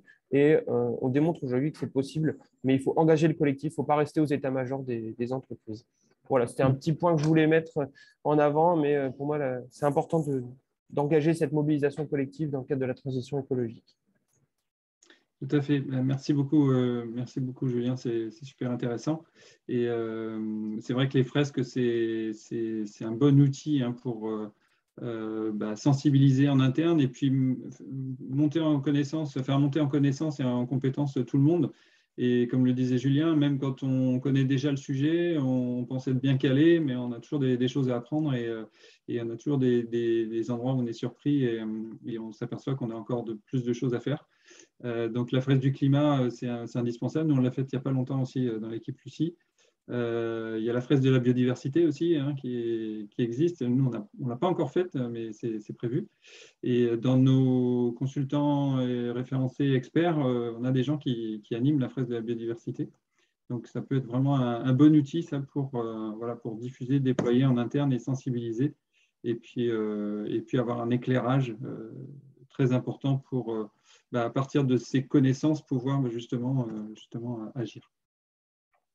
Alors, on va passer maintenant aux questions-réponses. Donc, il y a eu un certain nombre de questions dans le chat. Alors, je vais peut-être demander à ma collègue Colline peut-être de relister les questions, s'il y en a eu un certain nombre dans le chat. Et on va plutôt y répondre en direct. Ça va être plus qualitatif, je pense, que de répondre dans le chat. Alors oui, en effet, on a eu plusieurs questions dans le chat. Donc la première, c'est de Pierre-Audi Fred, pardon si je prononce mal, qui demande si dans la présentation, bon, du coup non, mais un peu pour situer le label par rapport aux autres labels existants sur la biodiversité, comment se situe donc Biodiversity Progress. Alors, on n'a pas fait de comparatif, nous, du label Biodiversity Progress par rapport à d'autres. En fait, il y a différents labels qui existent. Effectivement, je voyais dans le chat mentionné FI Nature, Biodiversity, qui sont des labels spécifiques. Et comme je le disais en introduction, en fait, tous ces labels, toutes ces démarches peuvent servir la démarche Biodiversity Progress. Et tout ce qui est fait dans le cadre de ces labels, c'est de l'acquis pour Biodiversity Progress. Et concrètement, en fait, en fonction du cahier des charges du label qui est spécifique à chaque label, en fait, on va regarder tout ce qui est fait. Et puis, le premier travail, ça va être de transposer ça dans le référentiel Biodiversity Progress. Et tout ça, ça va être de l'acquis pour la démarche. Et ensuite, on va regarder tout ce qui reste à compléter, tout ce qui n'est pas couvert dans le label en question. Mais en tout cas, c'est du plus. Tout ça, ce sont des démarches qui sont reconnues. D'ailleurs, en introduction du référentiel, parce que dans le référentiel complet, je vous ai montré une synthèse tout à l'heure, mais vous avez tout un référentiel complet qui est avec tous les points détaillés et une partie introductive qui explique tout le fonctionnement, toutes les caractéristiques. Il est bien mentionné justement que les différentes démarches, labels, chartes, etc., sont éligibles pour la démarche Biodiversity Progress et sont prises en compte dans la démarche. Alors après, je sais qu'il y a aussi d'autres choses qui existent. Par exemple, il y a la norme AFNOR, dont je ne me rappelle plus le code, pour être honnête, mais qui est en fait une norme de référence qui va donner tout un certain nombre de points à couvrir. Donc, on retrouve un peu le même contenu que dans le référentiel Biodiversity Progress, mais ça ne va pas être forcément tourner démarche d'audit et d'amélioration continue. C'est une norme consultative, on va dire. Voilà, donc ça, ce n'est pas un label. Dans Biodiversity Progress, on a tous les éléments qui sont repris en fait, pour avoir une couverture à 360 degrés, comme je le disais, et avec une démarche de labellisation avec le processus que j'ai décrit. Voilà. Ok, ça marche. Merci. Merci Mathieu d'avoir précisé le code X32001. Voilà. On avait aussi... Pardon, allez-y. C'est juste pour dire que ce n'est pas Mathieu, c'est Kevin, Michael. J'ai pris la place de Mathieu. Ah d'accord, ok. Bon, très bien. J'ai volé son lien. Ok. J'ai vu que tu avais levé la main, mais oui. Pour poser une question. C'était juste peut-être pour faire un petit feedback, parce que comme on parle de la formation, je vais mettre la vidéo, Biodiversity Progress, j'ai eu l'occasion de faire la formation, donc je pense que c'est intéressant juste de faire ce retour d'expérience. Donc, juste en quelques mots, donc moi, je suis Kevin Mozas et donc pas Mathieu Colletter, qui est mon collègue. On travaille sur les sujets de biodiversité et d'accompagnement des entreprises, la société Blooming. Et donc, on est parmi ces consultants référencés dont Michael a parlé pour accompagner les entreprises dans le label. Donc, ce qui est intéressant de dire, à mon avis, sur ce label-là, c'est que c'est vraiment une opportunité pour une entreprise qui veut agir pour la biodiversité de ne pas rester à juste quelques actions ciblées, un peu intuitives, mais de pouvoir vraiment engager une démarche qui va être structurée. C'est-à-dire que vous allez rentrer vous allez pouvoir bénéficier d'une structuration tant thématique que temporelle de votre action. Et ça, c'est vraiment l'avantage de rentrer dans la démarche, qui est aussi complémentaire de l'entreprise engagée pour la nature. Nous, on accompagne les entreprises tant d'un programme que sur le programme Touche la nature que sur le label. On fait d'ailleurs les phases de la biodiversité aussi. Mais ils sont complémentaires, effectivement, ce n'est pas le même niveau d'approche et elles peuvent jouer ensemble. Voilà, c'est simplement ce petit feedback. Et donc, voilà, moi, évidemment, j'engage toutes les entreprises, et c'est super d'avoir autant d'entreprises ici qui s'intéressent au sujet, d'aller dans l'étape plus structurante d'action, voilà, tout simplement. Très bien, merci beaucoup Kevin. Colline, on va prendre d'autres questions qui ont été dans le chat. Oui, alors ensuite, on avait une question de Cyril Leclerc qui demandait si c'était possible de se lancer dans la démarche de labellisation pour un consultant indépendant, donc il n'y a pas forcément de locaux et d'équipe. Alors oui, c'est possible. Hein. En fait, comme je disais, la démarche est ouverte à tous. Après, c'est juste une question d'évaluer si on est en mesure d'effectuer tout le travail qui a réalisé. Après, il y a le point du budget aussi. J'ai vu qu'il y avait une question là-dessus, donc on va y venir après. Je vais vous expliquer les tarifs. Mais au-delà de ces aspects-là, s'il y a la volonté et la possibilité de le prendre en charge au niveau budgétaire, voilà, il n'y a aucune limite.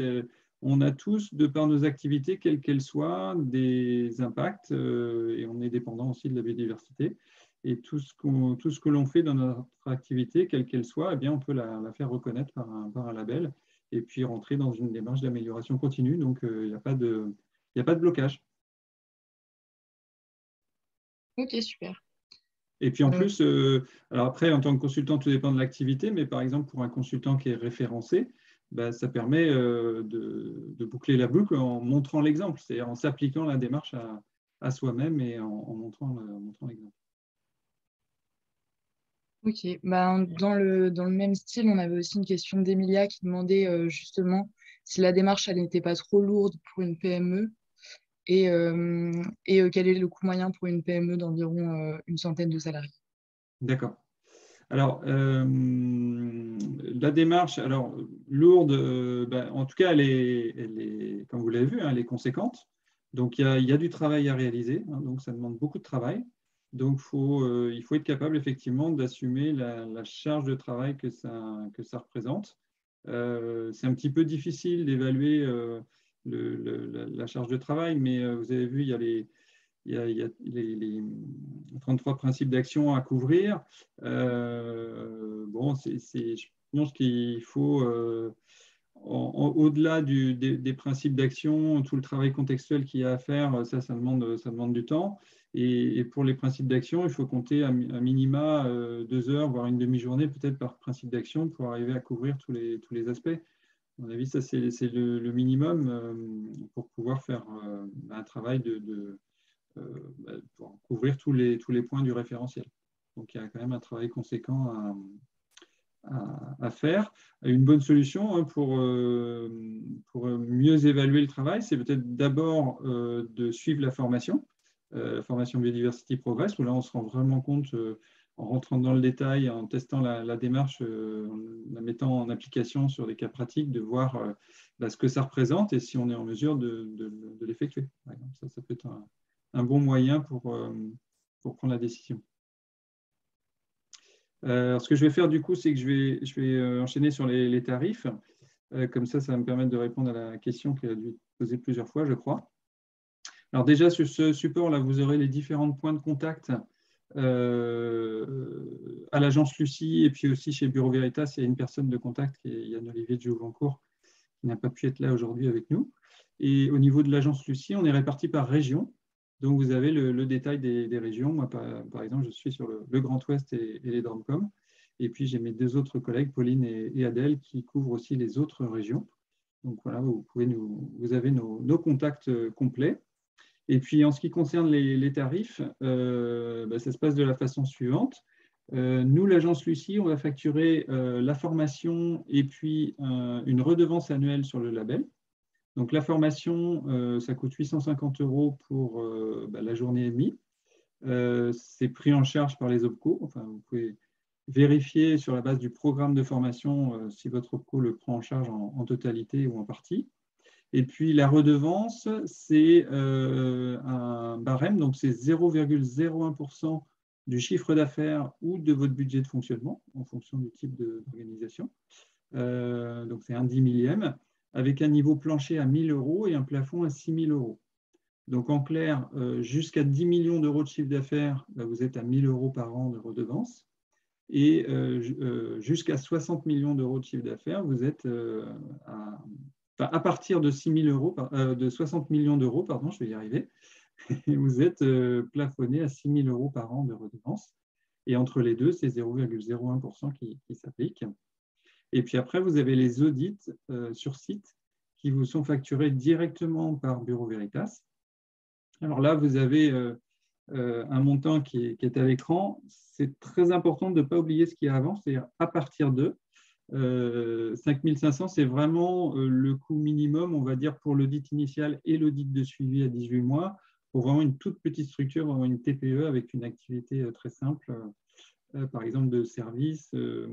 Voilà. Après, plus on va dans une activité qui est complexe, industrielle, ou qui a des impacts vraiment importants sur la biodiversité, avec plusieurs sites, et puis ça dépend aussi beaucoup de l'effectif, en fonction de tous ces aspects-là, le budget va grimper. Mais en tout cas, l'ensemble de ce budget est à considérer sur 3 ans. Puisque vous avez la formation au début, l'audit initial pendant la période préparatoire, l'audit de suivi qui a lieu 18 mois après, et puis la redevance qui est chaque année, sur chacune des 3 années de labellisation.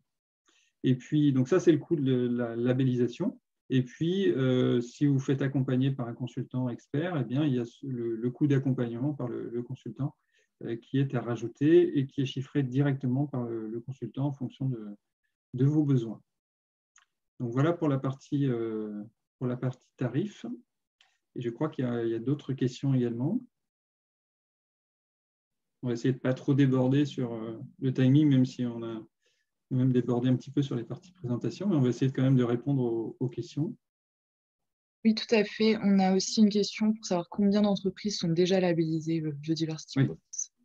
Alors, c'est vrai que ça, je ne l'ai pas mentionné, mais c'est un label qui est en démarrage, ou plutôt redémarrage, parce qu'en fait, il avait été lancé une première fois en 2013 par Bureau Veritas. Il y avait eu 5 entreprises pilotes, mais après, ça ne s'est pas plus développé. Et le label n'a pas démarré, ne s'est pas développé. Et donc, Bureau Veritas a voulu redonner naissance, on va dire, l'année dernière. Donc, ils ont remis à jour le référentiel, ils ont donné un coup de jeune, on va dire, au référentiel. Et puis, ils ont fait appel à nous, l'agence Lucie, pour assurer la gestion et le développement du label. Et donc là, on est en phase de redémarrage et pour faire connaître le label. Mais à ce jour, il n'y a pas encore d'entreprises engagées. On a pas mal de contacts en cours d'entreprises qui vont normalement s'engager dans les semaines qui viennent ou les mois qui viennent. Mais à ce stade, voilà, il n'y a pas encore d'entreprise engagée, ni bien évidemment de labelliser. Mais ça viendra courant 2022 normalement. Voilà. Ok, on a aussi une question donc pour savoir s'il est possible justement de caler la labellisation BC 26000 avec le label Biodiversity Progress en engageant les 2 démarches en même temps. Alors, c'est tout à fait possible. Hein. Après, comme je disais tout à l'heure, c'est une question de volonté, d'implication. Mener les 2 démarches en parallèle, voilà, c'est du gros boulot, mais c'est faisable à partir du moment où on en a la volonté. Après, ce qui peut être intéressant pour un labellisé Lucie 26000, s'il ne souhaite pas ou s'il ne se sent pas en capacité forcément de lancer Biodiversité Progress en parallèle, c'est de suivre la formation. Et puis, on a aussi un autre module de formation qui est en cours de développement sur la biodiversité, qui va faire partie des modules de formation du CFL, du Centre de formation Lucie, où on a plein de formations thématiques. En fait, on a près d'une trentaine de modules aujourd'hui dans le catalogue de formation Lucie. Donc, en faisant tout ça, on peut monter en compétence sur le sujet de la biodiversité, avoir de la méthodologie pour structurer une stratégie biodiversité au sein de sa démarche globale RSE et du coup, insérer ces actions-là dans la démarche de labellisation Lucie.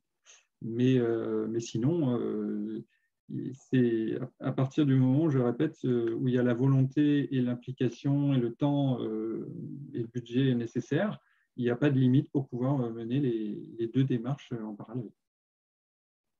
Et en termes d'évaluation sur site, est-ce qu'il peut y avoir une mutualisation justement Oui, j'ai la question qui vient d'apparaître. Alors ça, c'est… Alors, on n'a jamais eu le cas, mais évidemment, mais a priori, comme ça, j'aurais tendance à dire oui. Après, il faut se pencher sur le détail, la faisabilité. Mais il y a certainement moyen, avec un même auditeur c'est par exemple Bureau Veritas qui fait l'évaluation Lucie 26000, il y a certainement moyen de combiner les deux et d'avoir un audit mutualisé. Ouais. Ouais, tout à fait.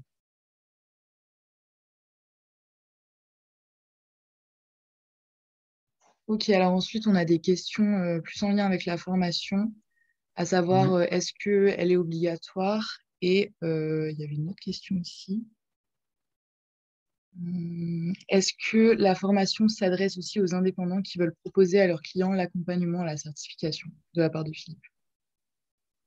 Alors, oui aux deux questions. C'est-à-dire que oui, la formation est obligatoire pour pouvoir se labelliser. Et puis oui, tout à fait, c'est tout à fait possible pour un consultant référencé, comme je le disais tout à l'heure, de se labelliser. Oui. Au contraire, c'est même une très bonne chose puisque ça permet de prouver, de s'appliquer la démarche à soi-même et de montrer l'exemple, encore une fois. D'ailleurs, en parlant des consultants, on avait aussi des questions pour savoir comment devenir consultant référencé. Oui, alors ça, il faut nous contacter. Il y a une fiche de référencement à remplir où on va justement évaluer l'activité et le niveau d'expertise de la personne en biodiversité. Et s'il y a un niveau d'expertise suffisant, vous êtes référencé. C'est quelque chose de très simple. Hein. Il n'y a pas de coût de référencement. Si vous remplissez les prérequis, eh bien, vous êtes référencé. Vous recevez une attestation avec un logo pour que vous pouvez afficher pour montrer que vous êtes référencé. Vous apparaissez sur la page du site.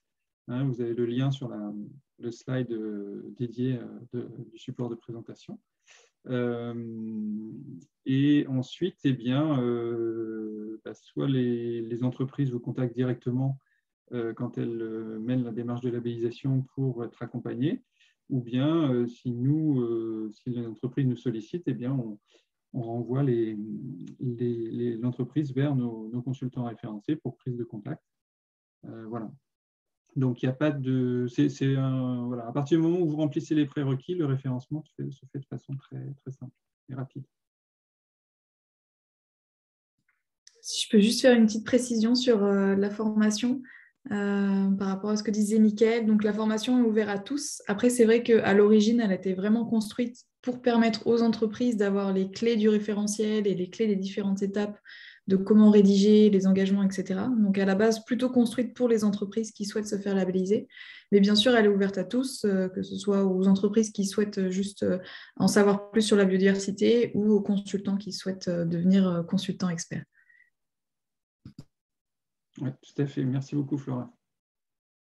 Oui, merci beaucoup à tous les deux. Et on avait aussi une question de oui, Laurent. Une dernière question, peut-être, effectivement. Donc, pour bien pour prendre conscience que le fait d'installer des ruches en plein centre-ville et sans espace de biodiversité environnant est à minima inopportun, existe-t-il dans le cadre de ce label ou autre source une campagne d'information sur les actions à éviter, apparentées à des actions vernis, voire greenwashing? Alors, non, pas vraiment. Par contre, ça va être… alors, nous, on n'a pas d'exemple tout fait, en fait, qu'on va pouvoir donner. Ça va être des choses au fil de l'eau qui vont être dans les échanges qu'on va avoir avec nos différents contacts. Par contre, ça, c'est des choses qui vont être vues à deux niveaux. Premièrement, lors de l'accompagnement par l'expert lors de la phase d'auto-évaluation. En conseillant, l'expert va pouvoir conseiller sur les actions à mettre en œuvre et en même temps sur des contre-exemples. Et puis également lors de l'audit, notamment lors de la phase de restitution par l'auditeur de Bureau Veritas. Donc voilà, nous, on n'a pas de choses toutes faites, mais c'est des choses qui vont quand même être mises en avant à ces deux niveaux du processus.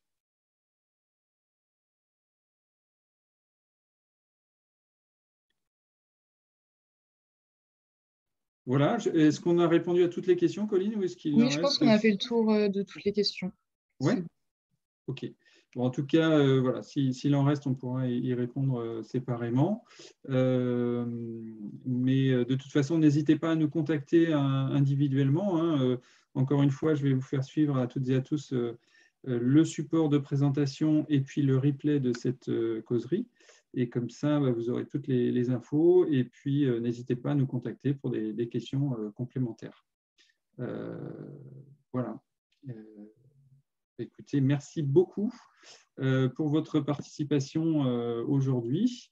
Encore une fois, merci beaucoup à nos intervenantes et intervenants. Donc, merci beaucoup Flora, merci beaucoup Laura et merci énormément Julien également pour vos interventions. C'était vraiment très intéressant, très riche et j'espère inspirant pour nos participants. Donc, on vous souhaite une très bonne journée. On vous dit à très bientôt et puis bonne continuation, bon démarrage de vos démarches. On est à vos côtés. Si vous avez besoin de nous, n'hésitez pas à nous contacter. Mais quelles que soient vos actions en faveur de la biodiversité, eh bien, bonne continuation et on vous dit à très bientôt. Bonne journée. Merci à tous. Au revoir. Bonne journée. Au revoir. Au revoir, merci. Au revoir, merci.